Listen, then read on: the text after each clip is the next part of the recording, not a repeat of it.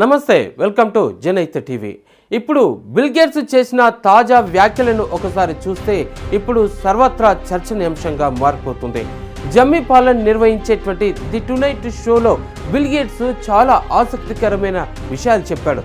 AI సాంకేతికత వేగంగా అభివృద్ధి చెందుతుంటే దాని యొక్క తీరును గనుక గమనించినట్టయితే భవిష్యత్తులో కార్మికులు వారానికి 2 సార్లు గరిష్టంగా పనిచేయాల్సిన అవసరం వస్తుందని అంటున్నారు. అంతేకాదు, కావలసే 3 రోజులు కూడా పనిచేస్తే చాలు, మరో 10 ఏళ్లలో ఏఐ వినియోగం మాత్రం అమాంతంగా పెరిగిపోతుంది, అనేక పనులు కూడా చాలా సులభంగా తయారవుతాయి అని అంటున్నారు. ఇక త్వరగా పూర్తయ్యేటువంటి అవకాశం కూడా ఈ ఏఐతో ఉందని అని చెప్పేసి బిల్ గేట్స్ అన్న మాటలు. అయితే ఇప్పుడు ప్రస్తుతం చూస్తే కనుక పనిచేయడమే జీవిత లక్ష్యం కాదు.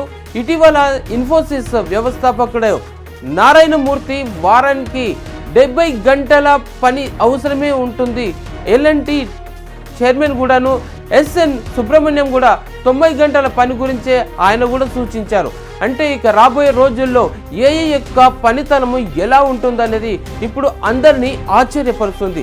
మరి ఈ నేపథ్యంలో బిల్ గేట్స్ వ్యాఖ్యలు ఇప్పుడు మరింత ఆలోచన రేకెత్తిస్తున్నాయి, అందరి దృష్టిని ఆకర్షిస్తుంది. ఇప్పుడు గతంలోనూ బిల్ గేట్స్ తక్కువ పని దినాల గురించి చాలా సార్లు మాట్లాడిన విషయం అందరికీ తెలిసిందే. ఇక చాట్ జీపీటీ ప్రారంభంలో ఉన్నప్పుడు వారానికి 3 రోజుల పని సరిపోతుందని చెప్పేసి ఆయన అప్పట్లో అన్న మాటలు. కానీ ఇప్పుడు ప్రస్తుతం పరిస్థితి అంతా తారుమారైపోయింది. ఇక మన జీవిత లక్ష్యం కేవలం పని చేయడమే కాదు అని మరో వ్యక్తి అన్నటువంటి మాటలు ఇప్పుడు పాడ్కాస్ట్లో మనకు చాలా విషయాలు తెలిసాయి.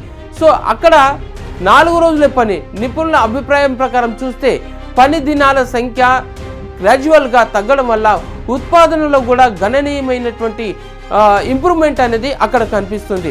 అయితే ఒక రోజు పని తగ్గితే కనుక ఉత్పాదకత సుమారుగా 24% పెరుగుతుందని చెప్పేసి అక్కడ ఉన్నటువంటి అధ్యయనాలు చాలా క్షుణ్ణంగా చెప్తున్నాయి.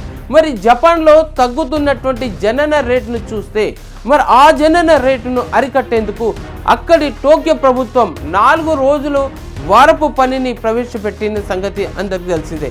మరి అలాగే జేసీ మోర్గన్ CEO జామీ డమన్ కూడాను ఆ 3.5 రోజుల పని గురించే సానుకూలంగా స్పందించినటువంటి విషయం.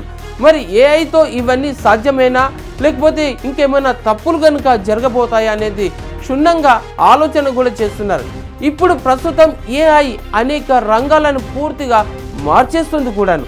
వైద్యులు, ఉపాధ్యాయుల వంటి వృత్తులను కూడాను ఏఐ భర్తీ చేసే సాధ్యత ఉందని చెప్పేసి బిల్ గేట్స్ భావించినటువంటి విషయం. మరి రానున్న రోజుల్లో ఎంతవరకు ఇది దారితీస్తుందని వేచి చూడాలి.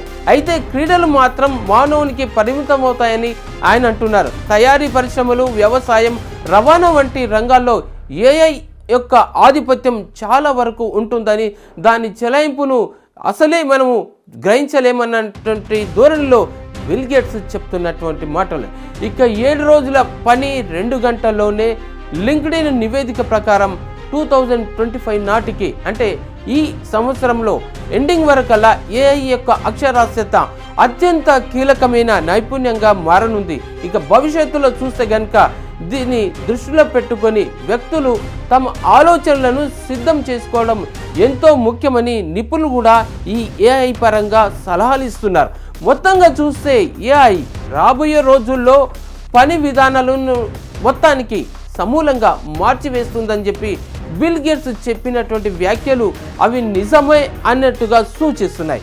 ఇక వారానికి 7 రోజుల పని కేవలం 2 రోజుల్లోనే పూర్తయ్యే రోజు ఎంతో దూరంలో లేదని చెప్పేసి ఆయన అభిప్రాయపడ్డటువంటి విషయం.